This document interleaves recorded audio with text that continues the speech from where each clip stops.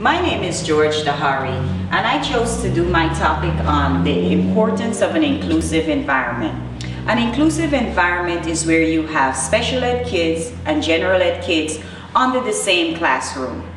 We could trace back an inclusive classroom all the way back to Brown versus the Board of Education of 1954. In that case, Brown versus the Board of Education, they were trying to stop segregations within the schools. Parents and advocates of students with disabilities saw a broader implication of that case. They saw where children with disability could be encoded into the law. In 1975, their combined efforts got Congress to pass legislation that mandated children with disabilities receive a free and appropriate education. This meant that students would be individually evaluated and placed on a continuum of options, which included general education classroom, special education classroom, at-home services, services in the hospital, all day, or even part of the day. Hello, my name is Lyndon Gordon, and I'm the director here for the after-school program, Lean Services. We have an inclusive setting here where we do have special ed kids and general education kids mixed in together. I think it's beneficial for the special education kids to be among the general education kids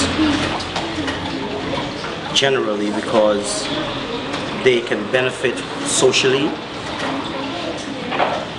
and improve themselves academically in a setting like this.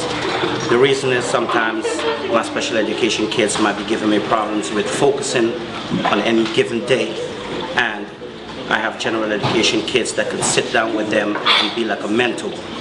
So having the whole setting mixed is beneficial for special education children. Vicky is from special ed class and Daniel is from general education classroom. And Victor kind of reinforced my point about the general ed and special ed mixing together and helping each other, because the only way Victor agreed to do this interview today is if Daniel was in the take with him.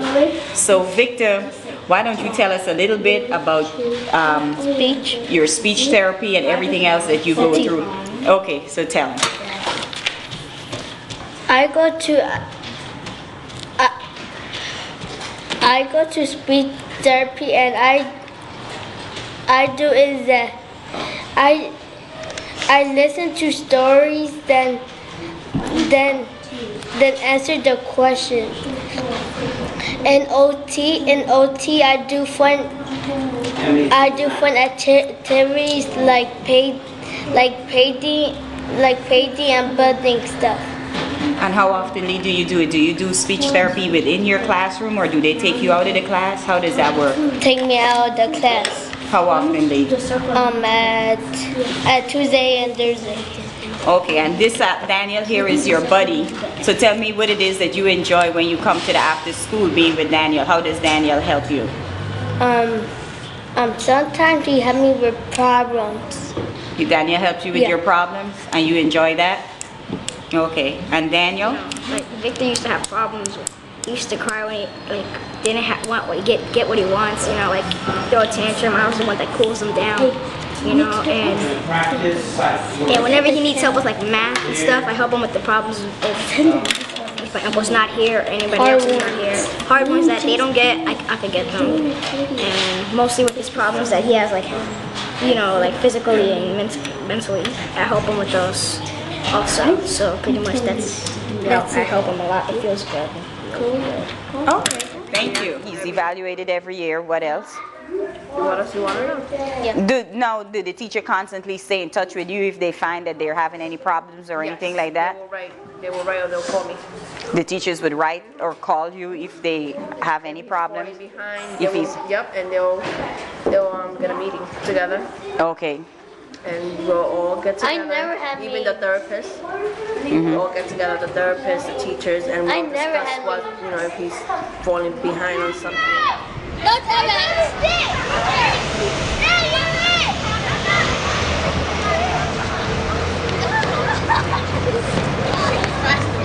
Daniel! want for our kids. We want our children, both from special ed and general ed classrooms, to be able to integrate and come together and enjoy each other's company and benefit from playing with each other. By not having an inclusive classroom and we keep these kids separate, when they get into an environment like this, into a playground, then they do not know how to interact with each other properly and how to play and get along with each other if we keep them separate. So once again, my take on an inclusive classroom is beneficial to the overall development of a child. Not only the education development of a child, but this is how kids begin at this age to start socializing with each other.